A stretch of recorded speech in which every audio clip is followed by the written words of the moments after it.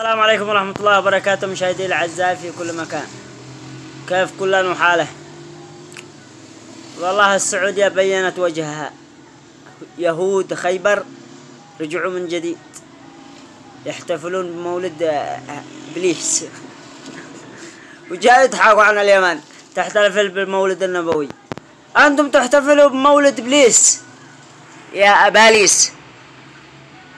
هكذا هم يهود خيبر اختفوا من ذاك الزمان حتى أجى زمانهم وظهروا بظهور يعني مزري، بظهور يقشعر له الأبدان.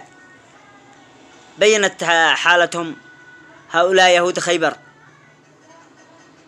نعم، إنه بينت حقيقتهم يهود خيبر، وظهروا في زمان القرن 21. لهم 21 قرن غائبين لحتى جاء وقتهم وزمانهم الآن، وظهروا بشكل كبير وفظيع. وين ظهروا؟ في المملكة العربية السعودية.